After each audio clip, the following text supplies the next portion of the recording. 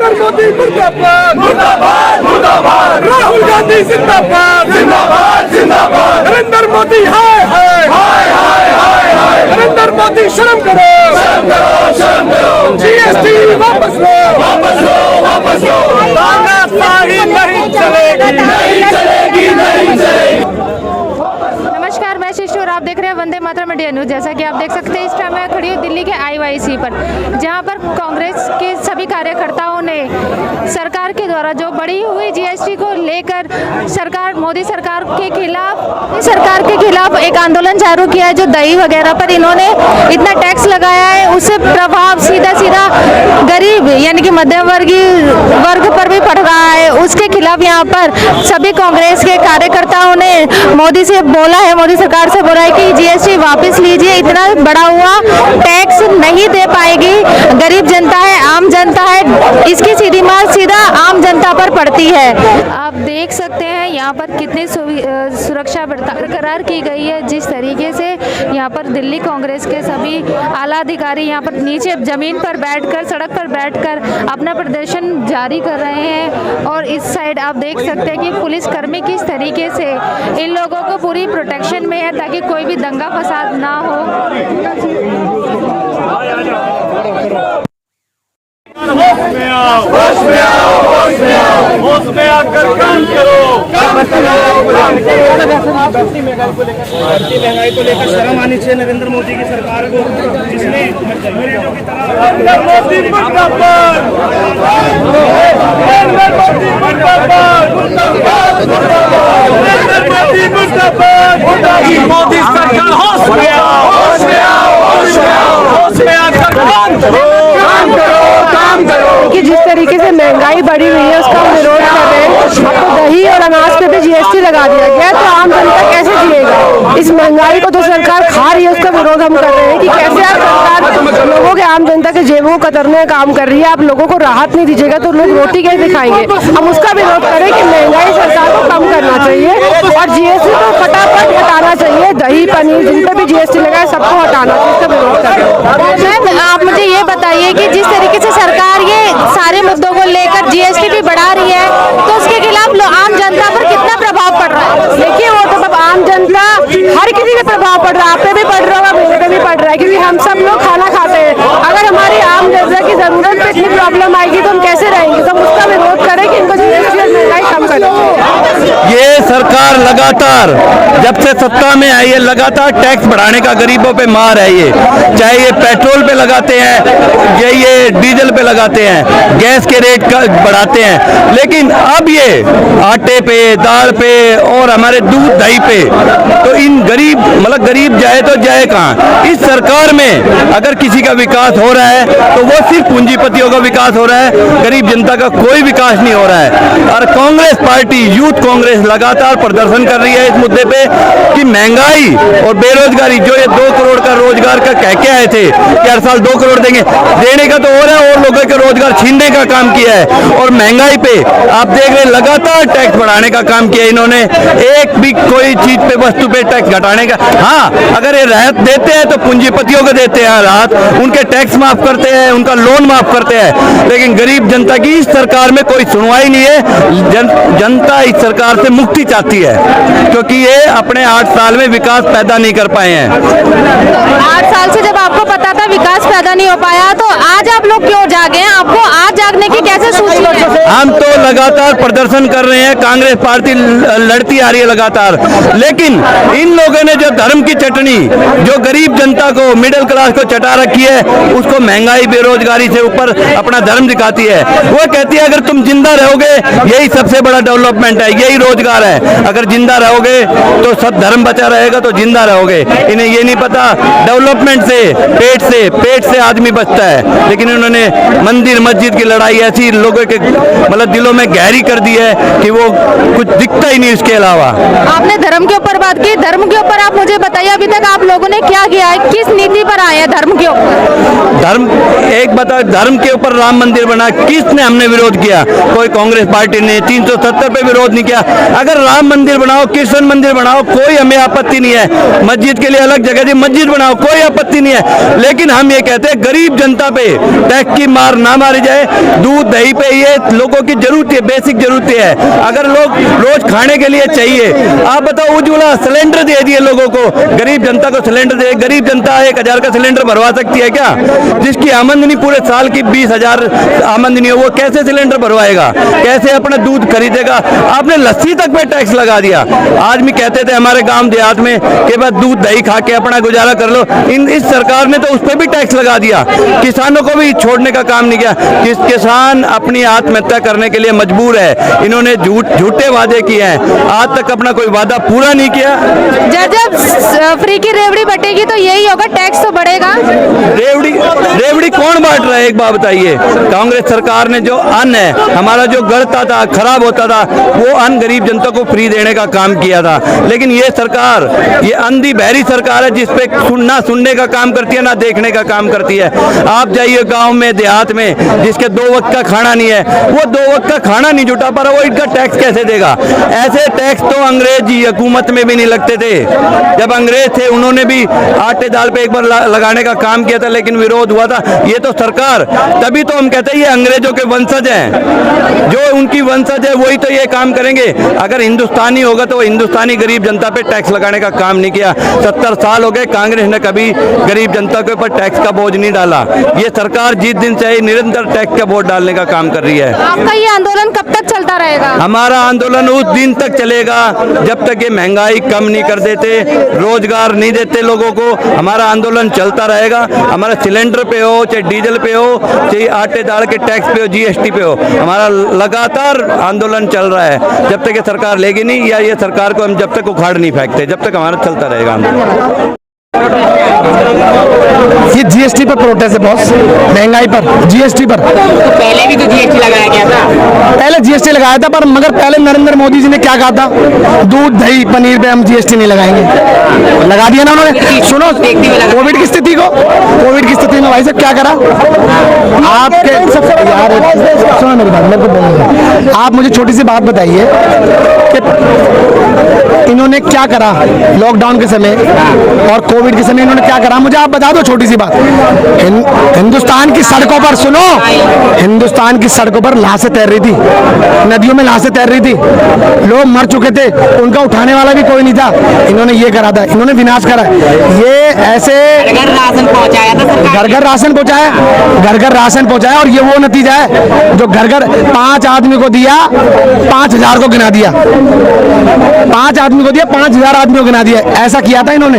और आज अगर इन्होंने राशन दिया तो बताइए फिर ये इन्होंने जीएसटी क्यों लगाई दूध दही पे? बताइए, छोटा सा दही का कप 5 रुपए का हुआ करता था, आज 12 रुपए का दही का कप है वो। सोचो आप, 80 रुपए का सरसों का तेल था, 80 रुपए का सरसों का तेल था। आज बताओ कितना रुपए का रेट है? आप जब आज घर जाओगे ना शाम को अपनी ड्यूटी खत्म करके, तो माँ बाप से पूछना कि आपने सरसों का तेल 2013 में कितने रुपए का लिया था, सिलेंडर का रेट क्या भाव था। आज आपके घर वाले बताएंगे। सरकार तो कह रही है 400 रुपए राष्ट्रहित में है। भैया राष्ट्रहित में नहीं है। हाँ। मैं आपको बता रहा हूँ, राष्ट्र हिंदुस्तान के कमर पे, राष्ट्र कमर लोगों की तोड़ दी इन्होंने महंगाई कर करके। गरीब आदमी मर चुका है बॉस, वो क्या खाएगा? रोजगार नहीं है उनके पास, वो ये जीएसटी देगा। सर रोजगार तो पेट्रोल डीजल, ये पेट्रोल डीजल क्यों जीएसटी में नहीं लेकर आते? बताओ आप मुझे। अगर इनको जीएसटी पे लगाना तो डीजल पेट्रोल पे लगाओ ना, क्यों नहीं लगा रहे? क्या दूध दही, एक गरीब आदमी दूध दही खा रहा है, उस पे लगा रहे हो आप? अरे और क्या खाएगा भाई? ना रोजगार दे पा रहे हैं। कोविड के समय ना उनको ऑक्सीजन के लिए मर गए लोग। हाँ? आप बताइए, विकास कर तो रहे, विकास नहीं कर रहे, धीरे धीरे नहीं, तेजी से विकास चल रहा है, तेजी से।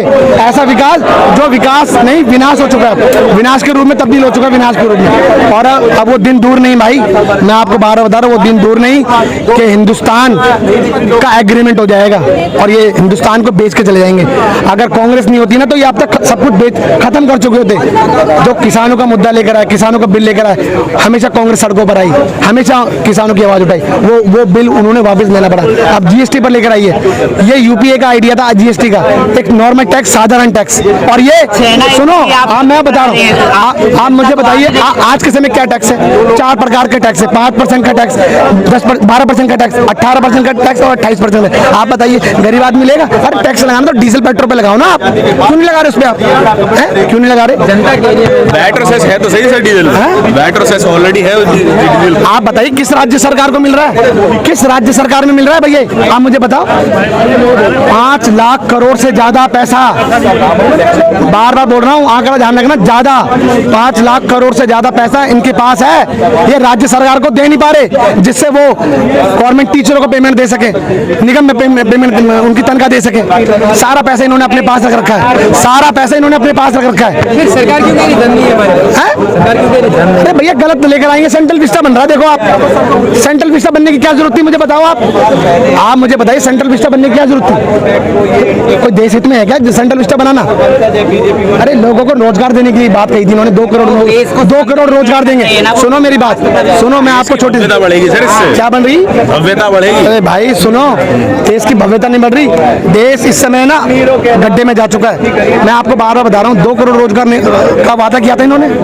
आप बताओ 2 करोड़ में से आप आंकड़े देख लो, कितने लोगों को रोजगार मिला है? कितने को मिला है? 8 साल हो गए सरकार को, 8 साल, 8 करोड़ अब तक रोजगार दे चुके होते हैं। मगर मैं माफ कीजिए, मैं बता रहा हूँ, इनके पास ना नीति है और ना नीयत है। इन्होंने सब कुछ खत्म कर दिया है, देश को खत्म कर दिया है। और मैं आपको बार बार बता रहा हूँ, मैं बार बार बोलता हूँ एक बात, कि बूंद बूंद समुद्र भरता है। इनके गुनाह है ना, गुनाहों का बूंद बूंद एक घड़े में भर रहा है, वो फटने वाला है। और जिस दिन वो फटेगा उस दिन इसका झोला पैक हो जाएगा। मैं बता रहा हूँ भैया, इसका झोला पैक होने वाला है बहुत जल्दी। इसने बड़ा शेर पाला, खर्चा तो करेंगे ना भैया, पाल लेना शेर, क्या हुआ? अरे इससे अच्छा क्या हुआ मुझे बताओ? क्या पाला? ऐसा शेर पाला, ऐसा शेर पाला, वो कहीं विदेशों में जाके, सुनो, शेर जो पाला बताओ विदेशों में धाड़ रहा है, गूंगा बन के आ रहा है। कैसा बन के आ रहा है? गूंगा बन के। अगर कोई असली शेर था ना, जवाहरलाल नेहरू जी थे इस देश के असली शेर। असली शेर महात्मा गांधी जी थे, असली शेर राजीव जी थे, इंदिरा जी थी। और आज अगर असल में अगर कोई असली शेर देखना हो ना बॉस, आदरणीय राहुल जी को देखो, आप सड़कों पर हैं, गरीब लोगों के लिए सड़कों पर है। मगर आप देखिए कहाँ है असली शेर, कहाँ है? लेकिन सवाल तो सर आप पर खड़े होते हैं कि सोनिया गांधी और राहुल गांधी जी ईडी से पूछताछ होती है सरकारी महंगाई के खिलाफ। मैं बता रहा हूँ आपको, सरकारी संस्थाएं ना कठपुतली है मोदी की, ऐसे चलती है पीछे पीछे तो मिलाती हुई, चल भाई वहाँ चले जा, चल भाई वहाँ चले जा, चल भाई वहाँ। अरे आप ये बताइए, काला धन, पहले सुनो भैया मेरी बात सुनो, पहले सुनो, पहले बात खत्म होने दो, पहले बात भैया, पहले मेरी बात खत्म होने दो। आप ये बताइए काला धन कितना आया? काला धन आया, काला धन आज अगर आप देखो ना स्विस बैंक में और बढ़ गया, अब तो कितना % बढ़ गया? आप जरा आरटीए लगाना एक बार, अगर वहां लगती है तो, नहीं तो आप कंफर्म करना, 50 गुना बढ़ चुका है, 50 गुना। और वो पैसा किसके पास है? काला धन किसके पास है? अब तो मुझे लग रहा है मोदी जी 33 लाख रुपए दे देंगे, पहले तो 15-15 लाख रुपए दे रहे थे, अब तो शायद 33 लाख रुपए दे दें। मगर ना इनकी नीति है ना नीयत है भैया। तो 5 तारीख को भी जो आपने 5 अगस्त को प्लान बनाया पूरे देश में प्रधानमंत्री आवास से लेकर जिला मुख्यालय तक घेराव, बिल्कुल, उसका क्या थोड़ा बताइए। देखिए मैं आपको बता रहा हूँ, हिंदुस्तान के लिए अगर आज कोई एक सड़क पर है, सड़क से लेकर संसद तक है, तो आदरणीय राहुल जी हैं। कांग्रेस पार्टी है। बताइए किसकी लड़ाई नहीं लड़ रही? किसानों की लड़ाई लड़ी, मजदूरों की लड़ाई लड़ी, उनका बिल वापस करना पड़ा ना। बताइए कांग्रेस ने संघर्ष का क्रेडिट मार रहे हैं आप। बॉस आज ये आप सुनो, आप मेरी बात सुनो। किसान वो बैठे थे, मगर उनकी आवाज उठाने के लिए कौन था? बताइए विपक्ष कौन था? कौन था मुझे बताइए आप। कांग्रेस विपक्ष थी, आदरणीय राहुल जी थे, और बीजेपी को झुकना पड़ा था, मोदी सरकार को झुकना पड़ा था। बिल को पास होने से रोक तो पाए नहीं सर। मैडम अब मैं क्या कर रहा हूँ आपको सुनो। ये अंधी बहरी गूंगी सरकार है, इनको कुछ अभी दिखाई नहीं दे रहा। इनको सिर्फ वो आपने वो देखा है, महाभारत देखी आपने? सबने देखी होगी। धृतराज कैसा था? उसको कुछ दिखाई नहीं देता था। तो नरेंद्र मोदी जो कुछ दिखाई नहीं दे रहा है कि उनके क्या हो रहा है, उनके सामने क्या हो रहा है, उनको कुछ दिखाई नहीं दे रहा। उनको सिर्फ चलिए बोलिए, खैर नेत्रहीनों का अपमान है। नहीं भैया नहीं, सुनो हम ऐसे मत बोलो आप। मैंने धृतराज के लिए बोला है, आप धृतराज से कंपेयर करो ना, आप गलत कर रहे हो। मगर धृतराज की तरह उनको कुछ नजर नहीं आ रहा कि देश में क्या हो रहा है। भैया बहुत बुरा हाल है, रोजगार नहीं है, लोग बेरोजगार है।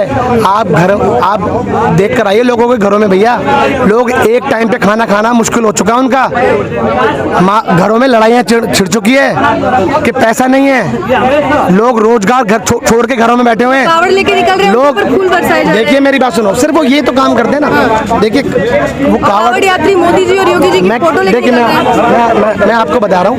देखिए वो एक अलग है, वो भगवान प्रेमी वाला वो अलग है। मगर आप भक्ति का भी क्रेडिट ले रहे हैं। भक्ति का अगर क्रेडिट लेना है तो गरीब जनता का लो ना भैया। गरीब जनता आज कितनी परेशान है, कितनी परेशान है। मैं सब एक बात बोलता हूँ आपको, ये महंगाई कम कर दो ना, खत्म हो जाएगा। जीएसटी कम कर दो, सब कुछ खत्म हो जाएगा। मगर जीएसटी खत्म नहीं कर सकते, मैं आपको बता रहा हूँ, क्योंकि इनको पैसा चाहिए, अपने पास पैसा चाहिए। और काला धन मैं बता दूं, सारा काला धन इनके पास है। जीएसटी खत्म करो, जीएसटी खत्म करो।